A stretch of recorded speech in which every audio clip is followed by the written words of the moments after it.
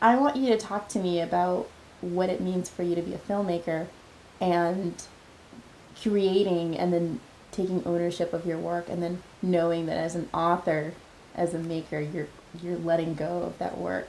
And does it work for you? Does literacy work for you in that way too? I mean, do you agree? Do you disagree? I do feel that literacy is kind of engaging with any textual material, as you stated, be it visual or literary or filmic, doesn't really matter. It's the process of pulling that apart, understanding the language, because whether it be film language or literal language into words, into sentences, into paragraphs that make books and poems and stories.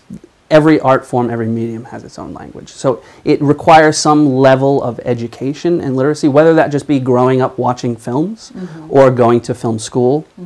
I think you have to kind of adapt to understanding the language of the medium.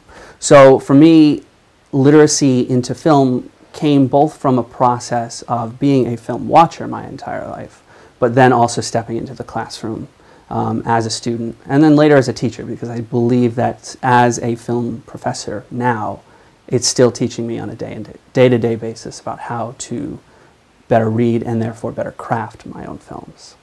Talk to me about the discipline of the creative process in making, you're doing screenwriting. There is a process. Do you believe in structure? There are some people who don't believe in structure in film narrative. I firmly believe in structure in all narrative. I think there's something to be said for the organic writing process. And for me, the idea, the germ, is always organic. It's whatever strikes me about a particular idea. Maybe a character comes first, maybe a particular plot machination comes first. And I like to sit with that for literally weeks. I'll get an idea and it'll ruminate and I'll think, where can I take this? Where do I want to take this? But before I ever put pen to paper or finger to keyboard, it has to be mapped out structurally. I think that especially for screenwriting, especially for the amateur screenwriter looking to break into the business, structure is integral, because if your structure is down pat, it doesn't matter if the dialogue needs to be reworked. It doesn't matter if the looks of the characters need to be reworked. The basic idea of what constitutes your film cannot be changed. So Derek, tell me and tell us, what made you decide to go into film? That happened entirely by accident. I was enrolled at Rhode Island College to major in computer science. And after my first couple of calculus classes, I decided this isn't for me. So I happened to sit in on an English 116 course as a gen ed. I was just going to be one of those students that thought it might be nice to get some credits for watching films. And because you love to watch films. Yep, so, yeah. Yep. But didn't think anything of filmmaking or deconstructing these texts on my own.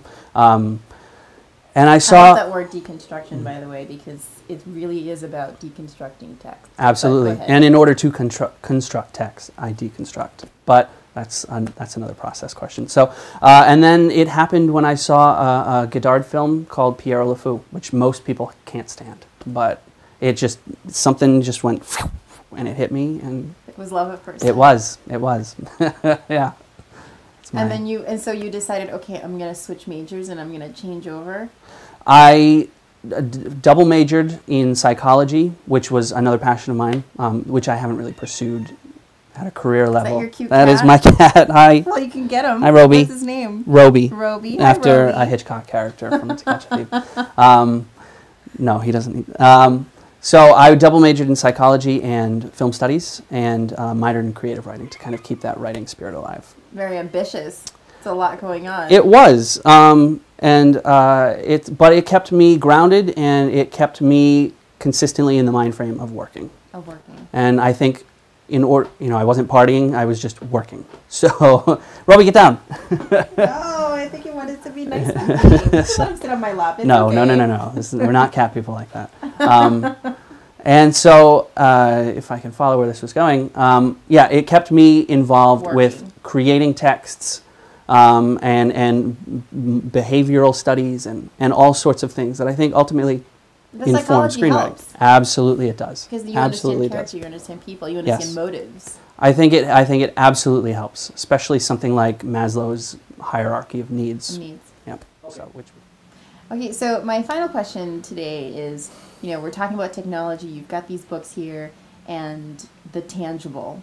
We're sort of at the crossroad between, having books on Kindle and then having film on YouTube. And we just had an interview. I did an interview with another person where she's creating children's books, and they're interactive books. And I used to think books are so sacred and you can't write in them. But now we want to be interactive. We want to engage. Yeah. We want to say to the audience, it's okay to touch and feel what the author has created, because you too are part of the authorship of that text. So talk to me about that. How do you feel about that? If new media will accomplish anything, whether it be with 3D films now, which I can't stand, or as we move towards internet-based things, I think the value that's inherently to be found in that shift is it's switching the text from the passive to the active. I think the audience can better, if we have an oversaturated media world, the audience is still going to provide, the audience is now the ones in charge. They're going, rather than having 8 choices to pick at the megaplex, they now have infinite choices online, and they will make the distinction of what they want. That's excellent. It can be excellent, but now it's the artist's duty to find a way to get your stuff seen.